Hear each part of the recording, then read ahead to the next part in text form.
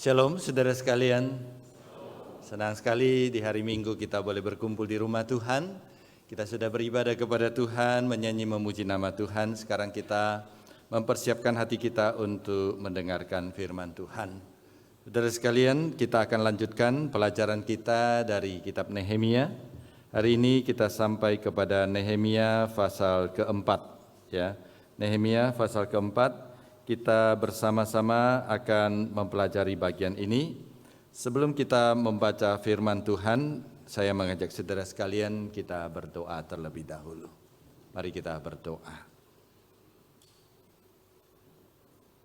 Tuhan, kami menenangkan hati kami di hadapan-Mu, mengucap syukur dan terima kasih untuk berkat yang Engkau berikan kepada kami. Kami sudah menyanyi mengagungkan nama Tuhan, dan sekarang kami mempersiapkan hati belajar firman-Mu. Kami rindu Engkau berbicara secara pribadi kepada kami, menyentuh hati, pikiran, dan mengubah kelakuan kami. Tuhan urapi hamba-Mu, Tuhan urapi setiap saudara-saudari kami yang mendengarkan. Berbicaralah kepada kami Tuhan, hati kami sudah siap sedia. Demi nama Tuhan Yesus kami berdoa. Amin. Saya mengajak saudara membuka di dalam Nehemia pasal keempat, ya. Nehemia pasal keempat, kita akan membaca beberapa ayat dari bagian ini saja. Saya akan memandu saudara dari Nehemia pasal keempat. Kita akan membaca dari ayat pertama sampai keempat. Saya akan bacakan saudara sekalian Nehemia pasal keempat, ayat pertama sampai keempat, demikian firman Tuhan. Nehemia pasal 4 ayat pertama. Ketika Sanballat mendengar bahwa kami sedang membangun kembali tembok, bangkitlah amarahnya dan ia sangat kesal. Ia mengolok-olok orang Yahudi, serta berkata di hadapan saudara-saudaranya dan tentang Samaria. Apa sebenarnya yang dilakukan orang-orang Yahudi yang lemah ini? Apakah mereka memperkokoh sesuatu? Apakah mereka hendak membawa persembahan? Apakah mereka akan menyelesaikannya dalam sehari? Apakah mereka akan menghidupkan kembali batu-batu dari timbunan puing yang sudah terbakar habis? Lalu kata Tobia orang Amon yang ada di dekatnya, sekalipun mereka membangun kembali, tapi kalau seekor anjing hutan naik ke atasnya, robohlah tembok batu mereka. Ayat 4. Ya Allah kami, dengarlah bagaimana kami dihina. Balikkanlah cercaan mereka ke atas kepala mereka sendiri dan serahkanlah mereka sebagai jarahan di tanah tempat tawanan. Kita lanjutkan ayat ke-10 sampai 12. Ayat 10 sampai 12. Berkatalah orang Yehuda, kekuatan para pengangkat puing sudah melemah, padahal puing masih sangat banyak. Kami tak sanggup membangun kembali tembok itu. Lawan-lawan kami berkata, mereka tidak akan tahu dan tidak akan melihat apa-apa, sampai kita ada di tengah-tengah mereka, membunuh mereka dan menghentikan pekerjaan itu. Orang-orang Yahudi yang tinggal dekat mereka sudah 10 kali datang memperingatkan kami. Mereka akan menyerang kita dari segala tempat tinggal mereka.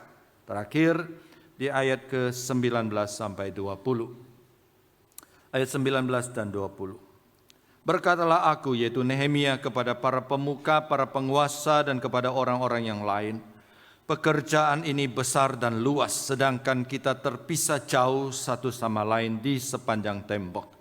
Kalau kamu mendengar bunyi sangkakala di suatu tempat, berkumpullah ke sana menemui kami. Allah kita akan berperang bagi kita. Sampai di sini kita membaca Alkitab. Saudara sekalian, dalam bahasa Mandarin ada dua istilah yang mirip, saling berkaitan tapi artinya bertolak belakang. Yang pertama adalah kata weiji yang artinya krisis. Yang kedua adalah cuanci, yang kalau saudara Google, kata kerjanya berarti transit, tukar pesawat, tapi kata bendanya itu adalah titik balik, turning point. Dari sesuatu yang rendah, titik balik ke sesuatu yang lebih tinggi. Saudara, dua istilah ini ada hubungan. Krisis kalau tidak dikelola dengan baik, itu akan membawa kehancuran kepada kita.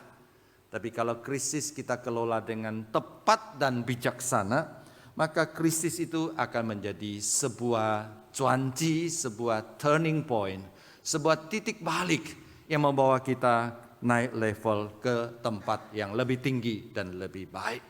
Karena itu saudara sekalian, memang di dalam hidup kita menghadapi banyak krisis, tapi sebenarnya kita tidak perlu terlalu takut kepada krisis. Karena kalau kita kelola dengan baik, itu justru menjadi kesempatan bagi kita untuk menjadi lebih baik. Contoh yang paling sederhana adalah kalau dua orang terkena PHK. Secara teori mereka masuk dalam WC, mereka masuk dalam krisis. Yang pertama langsung putus asa. Biasa orang putus asa bukan hanya menyalahkan diri sendiri, jarang menyalahkan diri sendiri. Tapi menyalahkan orang lain, menyalahkan bosnya. Bosnya tidak adil, menyalahkan sesama rekan yang menjelek-jelekan dia. Menyalahkan keadaan, menyalahkan pemerintah, bahkan tidak jarang menyalahkan Tuhan yang tidak menolong dia. Orang seperti ini akan hancur kehidupannya karena gagal mengelola krisis dengan baik. Tapi yang kedua tidak putus asa. Dalam kondisi krisis, dia koreksi diri, dia perbaiki diri, dia evaluasi, dia melakukan inovasi. Dan dia bersandar kepada Tuhan. Saudara, WC satu krisis kemudian menjadi turning point, menjadi cuanci sehingga kehidupannya meningkat. Ketika COVID terjadi, banyak jemaat mengalami PHK. Sebagian jemaat cerita kepada saya, awalnya mereka krisis, mereka sedih, mereka stres. Tapi ketika bersandar kepada Tuhan, dengan pertolongan kepada Tuhan, mereka bangkit dan akhirnya mereka lebih baik daripada sebelum terjadi krisis. Jadi mereka berterima kasih kepada Bapak dan Ibu krisis yang membantu dia maju menjadi lebih tinggi. Saudara sekalian, itulah kenyataan hidup kita. Kita sering menghadapi banyak krisis, tidak terkecuali saudara dan saya yang sudah menjadi anak Tuhan. Setelah kita percaya Yesus Kristus, krisis bisa tetap terjadi di dalam kehidupan kita. Namun saudara sekalian, sebagai anak Tuhan, kita memiliki sikap yang berbeda menghadapi krisis. Karena kita punya Tuhan. Kita punya Tuhan yang Maha Kuasa. Sejak kita percaya kepada Yesus Kristus, Allah Roh Kudus sudah tinggal di dalam hati kita. Roh Kudus lebih dari sekedar kuasa. Tapi Roh Kudus adalah Allah yang berkepribadian, yang hadir di dalam kehidupan kita. Dia tidak hanya menghibur kita, tapi dia menguatkan kita, dia menuntun kita, dia memimpin kita ke jalan yang benar, dia membuka jalan bagi kita. Sehingga dalam kehidupan dengan usaha dan dengan mengandalkan Tuhan, mengandalkan Allah Roh Kudus, maka kita mampu mengubah WC menjadi sebuah cuanci, menjadi sebuah level yang tinggi, memimpin kita naik level yang tinggi. Saudara, hal itulah yang kita pelajari dari Nehemia pasal 4 yang kita baca hari ini. Lama berminggu-minggu kita belajar Nehemia. Beberapa waktu lalu kita belajar Nehemia 3, pekerjaan pembangunan sudah dimulai. Dengan pertolongan Tuhan mereka berhasil memulainya. Kemudian memasuki pasal keempat. Ketika pembangunan sedang berjalan, mereka mengalami masa krisis yang berat. Pasal 4 mencatat mereka menghadapi 3 krisis yang berat, 3 tantangan besar. Yang pertama adalah serangan mental dari musuh. Mereka menjelek-jelekkan, mereka mengejek bangsa Yahudi sehingga mental mereka jatuh. Yang kedua, mereka menebarkan ancaman fisik. Mereka mengatakan bahwa mereka akan menyerang, tiba-tiba masuk ke kota Yerusalem, berada di antara mereka dan menghancurkan mereka. Ancaman fisik. Saudara sekalian, biasa kalau serangan mulut tidak mempan, tangan bergerak, ya serangan fisik bergerak. Dan yang ketiga adalah paling berat, yaitu kelelahan fisik dan kelelahan mental dari bangsa Israel. Namun saudara sekalian, dengan pertolongan Tuhan, bangsa Israel keluar dari 3 krisis ini dan menyelesaikan pembangunan mereka. Kita lihat satu persatu krisis mereka. Yang pertama adalah ejekan dari musuh. Ayat pertama dan kedua mencatat Sanbalat sakit hati dan marah melihat pembangunan itu berhasil, saudara sekalian. Jadi kalau kita berhasil jangan cerita-cerita kepada orang lain karena belum tentu orang lain senang. Ya, banyak orang kita cerita keberhasilan di kita justru mereka iri hati. Inilah yang terjadi pada Sanbalat. Sanbalat sakit hati dan marah. Cara pertama dia menghancurkan semangat orang Yahudi adalah mengecek, mengolok-olok. Saudara baca di pasal ayat pertama dan kedua. Banyak sekali pertanyaan retorika yang sifatnya mengecek. Meremehkan mereka dan mereka diragukan, menjatuhkan mental. Mereka tidak mampu, mereka tidak mungkin menyelesaikan pembangunan tembok tersebut. Kemudian Tobia ikut mengecek mereka. Kalau Sanbalat mengecek, menjatuhkan mental, mengatakan mereka tidak mampu, maka Tobia mengolok-olok, meragukan, mengecek kualitas bangunannya. Kamu bisa membangun, oke lah, berhasil membangun. Tapi kalau kena anjing hutan senggol saja, bangunan itu akan roboh. Kamu tahu, tembok ini fungsinya untuk menahan pasukan. Kalau pasukan kuda datang, pasukan dengan bersenjata datang, mereka dengan gampang merobohkan tembokmu. Anjing hutan saja bisa merobohkan. Saudara sekalian, serangan mental adalah serangan yang sangat jitu menghancurkan semangat orang. Kata-kata punya kuasa yang luar biasa. Seorang penulis berkata demikian. Kata-kata punya kuasa menciptakan dan membangun. Sebaliknya, kata-kata yang tidak dipakai dengan bijak mempunyai kuasa untuk menghancurkan. Ketika Allah menciptakan langit dan bumi, Allah menggunakan kata-kata. Kata-kata Allah penuh kuasa dan kata-kata Allah itu menciptakan langit dan bumi. Ketika Allah menghukum Adam dan Hawa, Allah tidak perlu turun tangan. Allah cukup menggunakan kata-kata. Kata-kata bisa menghancurkan. Nah, dalam kehidupan sehari-hari saya percaya saudara dan saya punya banyak pengalaman. Kadang-kadang ketika kita sedang down, ketika kita sedang hampir putus asa, sedih dan banyak masalah. Ada 1-2 kalimat yang membangun dari teman-teman.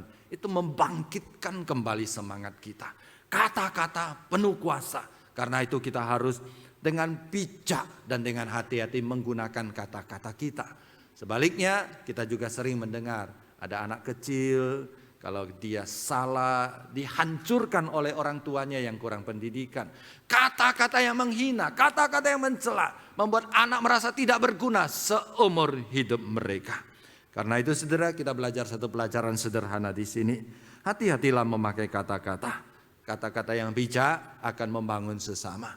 Kata-kata yang tidak bijak akan menghancurkan, menghina, dan merendahkan orang lain. Ceroboh akan menghancurkan. Saudara, Sanbalat dan Tobia sangat memahami kuasa kata-kata. Maka mereka memakai kuasa kata-kata untuk menghancurkan mental dari bangsa Israel. Dan mereka cukup berhasil saudara sekalian, tapi belum sungguh berhasil. Karena bangsa Israel melanjutkan pembangunan mereka. Maka mereka lanjutkan dengan serangan kedua, yaitu ancaman serangan fisik. Serangan fisik dari musuh. Ayat 8 mencatat saudara sekalian, mereka berjanji untuk mereka mengancam untuk menyerang kota Yerusalem. Masuk dengan diam-diam ke kota Yerusalem. Kemudian mengancam, membunuh, menghancurkan mereka. Kalau saudara membaca di ayat 7 saudara sekalian ada perkembangan. Beberapa minggu yang lalu saya jelaskan bahwa musuh Israel datang dari beberapa sisi. Di utara ada Sanbalat yaitu orang Samaria. Di timur ada Tobia yaitu orang Amon. Di selatan ada Geshem adalah orang-orang Arab. Kemudian ditambah lagi di ayat ke-7 dari pasal 4. Di barat belum ada, sekarang sudah ada. Orang Asdod yang ada di barat ikut membantu, mau menyerang, mengepung. Jadi ancaman datang dari utara, timur, selatan, barat. Semuanya mengancam. Dan tidak hanya satu kali mengancam. Tapi ayat 12 mengatakan 10 kali mereka mengancam.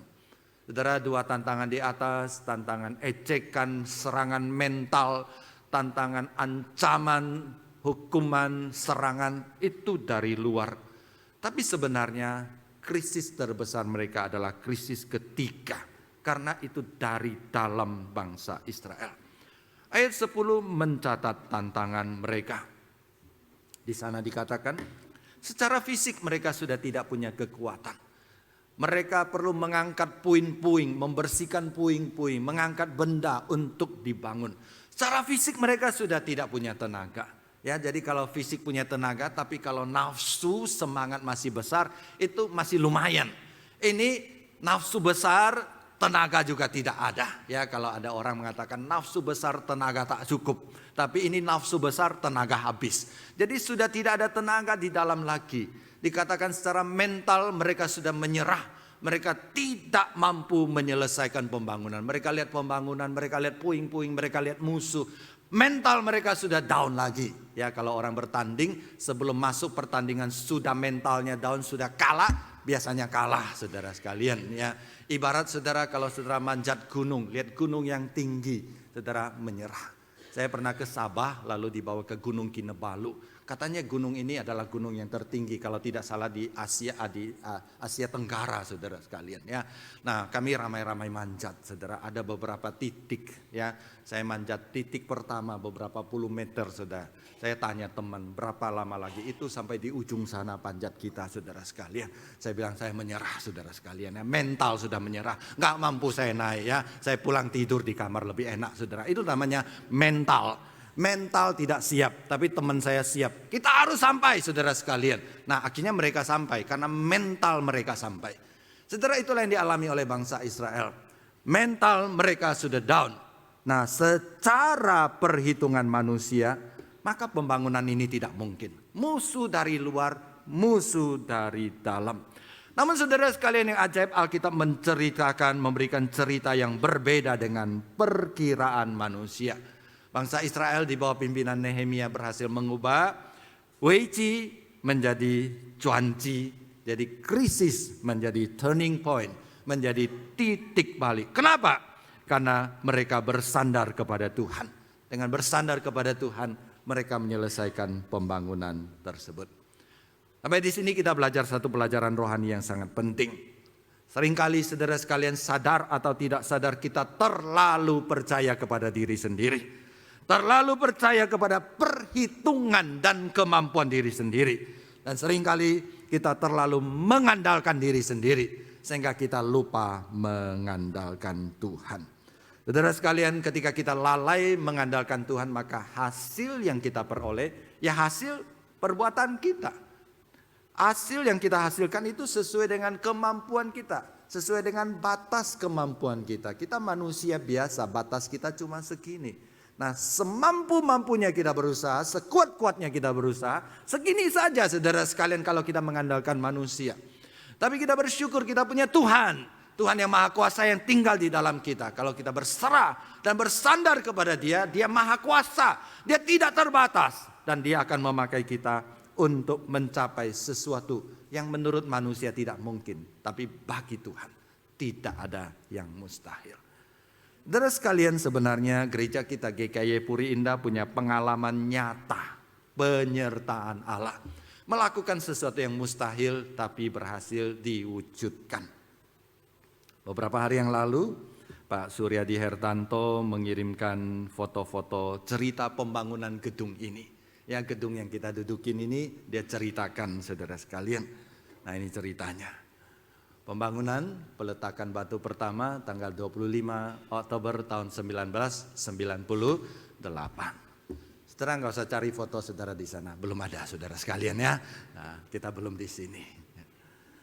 25 Oktober 1998. Saudara, dalam waktu 7 bulan bangunan seluas 2000 meter persegi. Dalam waktu 7 bulan strukturnya berhasil diselesaikan. Sehingga pemakaian pertama peringatan kenaikan Tuhan Yesus ke surga. Ya, ini masih kerangka-kerangka saudara sekalian. Tapi sudah aman dan sudah boleh dipakai.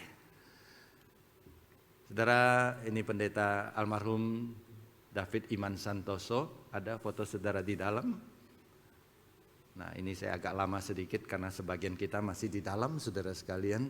Ya, orangnya masih sama ya, cuma ada yang tubuhnya berat badannya sedikit kurang, ada yang sedikit bertambah, tapi yang pasti rambutnya semuanya berbeda. Ya, dulu banyak, sekarang tinggal sedikit. Ya. Dulu hitam, sekarang putih.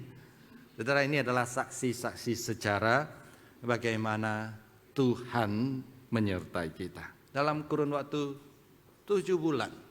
Saudara, ketika 7 bulan dalam keadaan normal itu biasa.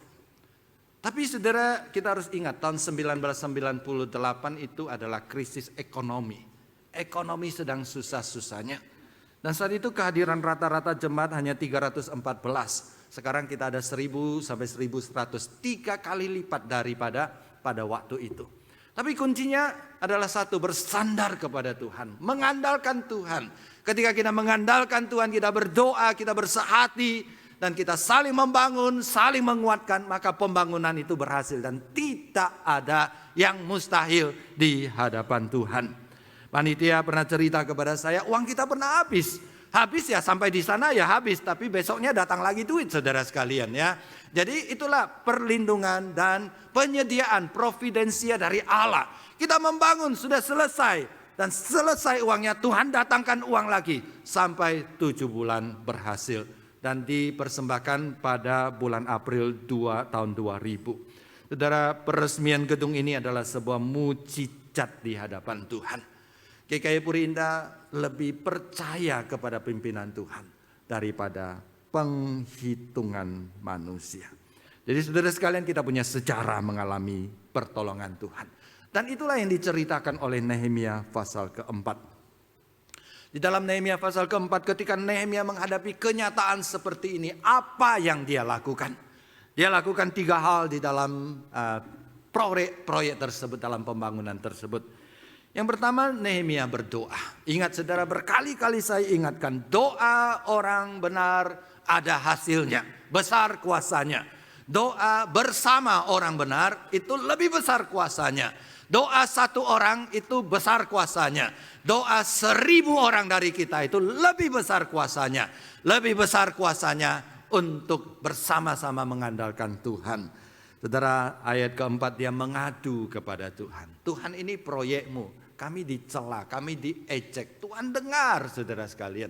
Saudara, ini satu sikap yang baik. Kadang-kadang hidup kita dikata-katain orang lain. Kita dicela, kita diejek. Ya. Kita dikata-katain dengan jelek. Saudara, sebenarnya kita tidak perlu terlalu membalas. Kita serahkan, bicarakan kepada Tuhan. Karena Tuhan berkuasa, Tuhan menolong kita.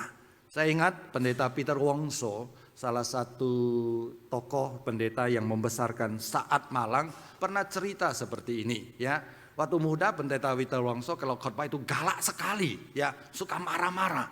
Nah, ketika dia marah, dia tegur dosa orang, tegur dosa orang. Ada orang tersinggung, banyak orang marah kepada dia.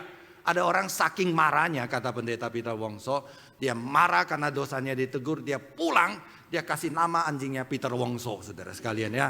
Marah dia. Tahu tidak pendeta Peter Wongso? Tahu dia, saudara. Dia tidak pergi ke rumahnya, dia tidak bentrok sama dia.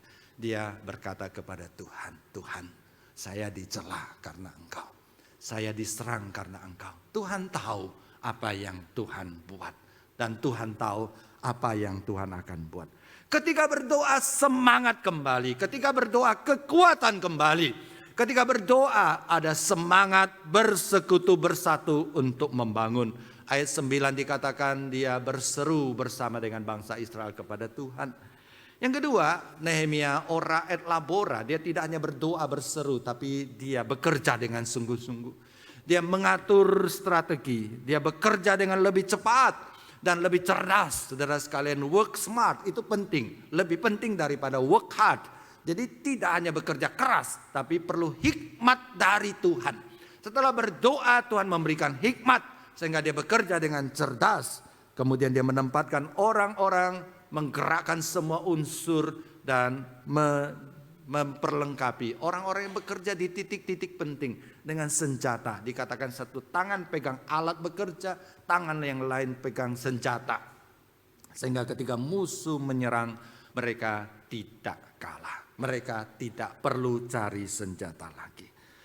Dan yang ketiga yang paling penting saudara sekalian adalah bahwa mereka bersandar kepada Tuhan. Mereka dikuatkan hatinya. Bagaimana menguatkan hati jemaat, bagaimana menguatkan hati sesama. Saudara, kata-kata manusia terbatas, tapi firman Tuhan berkuasa. Jadi ketika bangsa Israel menghadapi tantangan yang begitu besar ini, Nehemia berkata seperti ini, jangan lihat mereka, jangan lihat mereka, jangan dengar ejekan mereka, jangan lihat ancaman mereka. Arahkan pandanganmu ke atas, lihatlah Tuhan, lihatlah Allah yang menyertai kita. Dia maha kuasa, dia menolong kita. Jadi Nehemia dalam pasal 4, 2 kali minimal mencatat. Dia berkata kepada bangsa Israel, jangan takut, musuh memang besar, musuh memang berbahaya, tapi Tuhan menyertai kita. Dia akan berperang untuk kita. Nah, saudara sekalian, belajar dari Nehemia, maka kita melihat sebenarnya kalau kita bersandar kepada Tuhan, kita bisa menang terhadap krisis. Sekali lagi, kita mengubah krisis Weiji menjadi titik balik. Hidup kita, sekali lagi saya katakan, tidak mungkin bebas dari masalah. Tidak mungkin bebas dari krisis. Ada satu lagu mengatakan, Tuhan tak janji langit selalu biru. Tuhan tak janji jalan selalu lancar. Tuhan tak janji di kiri kanan selalu ada bunga yang indah. Tapi yang Tuhan janjikan, Dia menyertai kita. Dan ketika kita bersandar kepada Tuhan, maka kita mungkin melakukan introspeksi. Ketika kita melakukan introspeksi, maka kita berpikir mungkin ada kesalahan dari kita yang perlu diperbaiki, yang menyebabkan krisis itu. Mungkin ada kesalahan kita di dalamnya. Atau mungkin strategi yang salah yang perlu kita perbaiki. Semua itu akan Tuhan bukakan dan Tuhan berikan. Dan kita bekerja dengan smart, dengan bijak, dengan cerdas di hadapan Tuhan. Dan dalam konteks gereja, saudara sekalian, masa krisis adalah masa di mana kita perlu bergandengan tangan, mempererat barisan, saling mendukung, saling menguatkan. Dan itulah yang dilakukan oleh Nehemia. Ayo, pekerjaan ini besar, mari kita bekerja bersama. Kalau kerja sendiri-sendiri kamu gampang dihancurkan. Tapi ketika Israel bersatu dan Allah hadir di tengah-tengah mereka, tidak ada yang bisa mengalahkan mereka. Dan saya percaya kalau kita bersatu di dalam doa, bersatu di dalam usaha, bersatu di dalam bekerja, dan Allah ada di tengah-tengah kita, kita mengandalkan Tuhan, tidak ada yang mustahil di hadapan Tuhan. Saudara sekalian, hari ini Allah ingin kita mengarahkan pandangan. Saya tidak tahu kalau hidup saudara secara pribadi sedang menghadapi pergumulan, menghadapi krisis. Saudara tidak perlu takut kepada krisis. Yang perlu kita takutkan adalah kita memberi respons yang salah kepada krisis. Sehingga kalau respons kita salah, krisis akan menghancurkan kita. Tapi respons kita benar, mengandalkan Tuhan, maka krisis akan menjadi tempat pijakan bagi kita untuk melangkah lebih tinggi.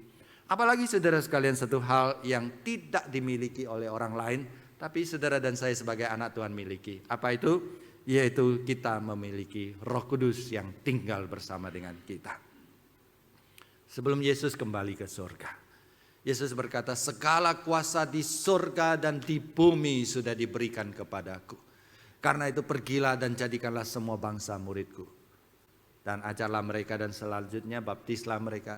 Dan kalimat terakhir Yesus adalah, dan ketahuilah. Dan ketahuilah, aku menyertai kamu. Yesus menyertai kita senantiasa. Senantiasa, bukan sekali, dua kali, bukan seperti lampu sein, kadang hidup, kadang mati, kadang ada, kadang tidak ada. Tapi senantiasa, sampai kepada akhir zaman. Dan penyertaan itu sudah hadir di dalam hidup kita, yaitu melalui Roh Kudus yang ada di dalam hati kita.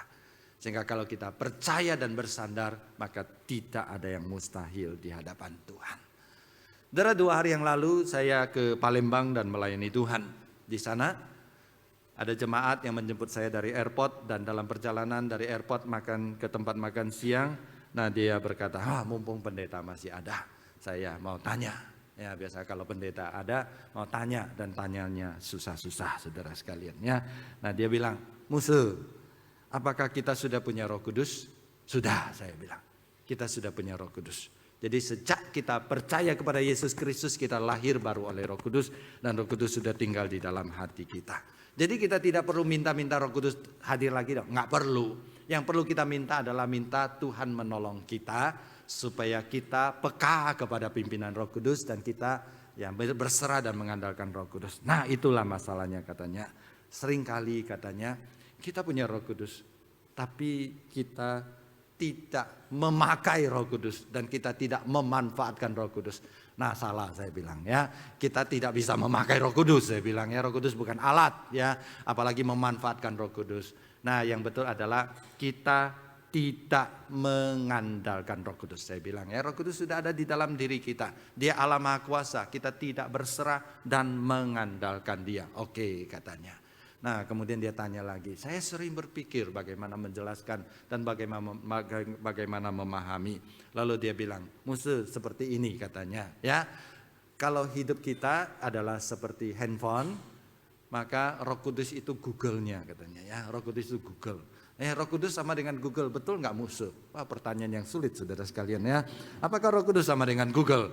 Nah, saudara ya, kalau Google di dalam hati ya kalau ada handphone katanya Roh Kudus itu, Google itu kemanapun kita pergi ya dia suka pakai Google ternyata ya.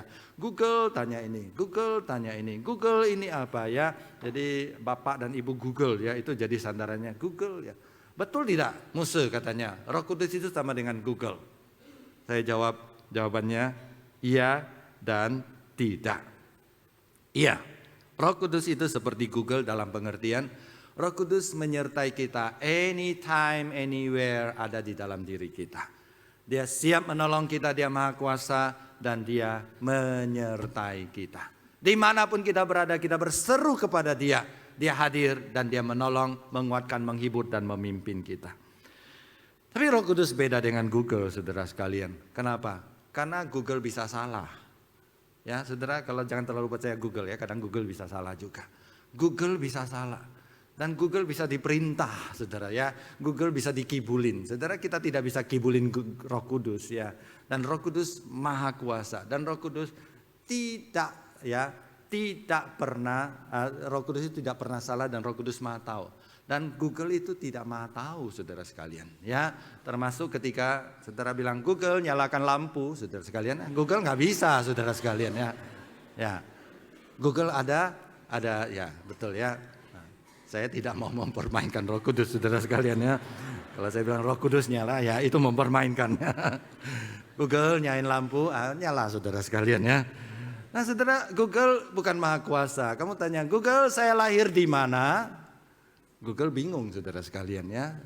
Tapi kalau saudara, Roh Kudus itu Maha Kuasa.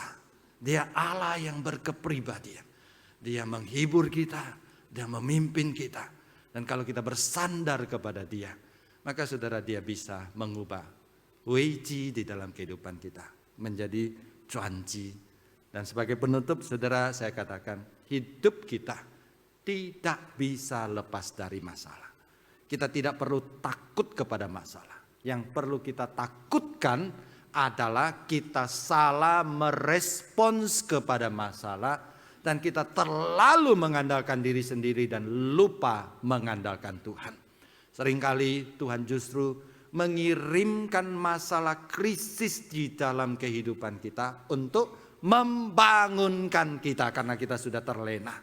Ya, ada orang mengatakan suara Tuhan terdengar seperti bisik-bisik hampir tidak kelihatan.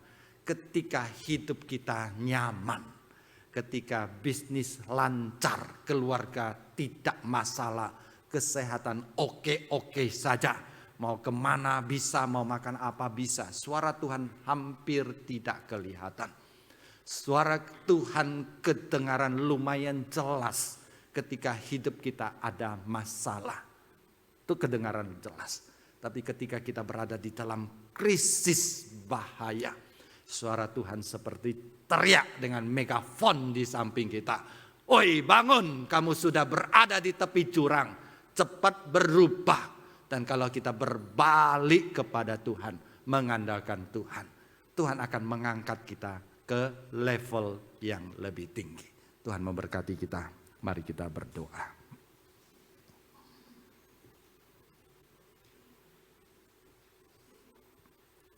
Kiranya Allah Roh Kudus menolong kami untuk mengandalkan Engkau di dalam seluruh aspek kehidupan kami. Sehingga hidup kami lebih efektif memuliakan nama Tuhan dan menjadi berkat bagi sesama. Demi nama Tuhan Yesus kami berdoa. Amin.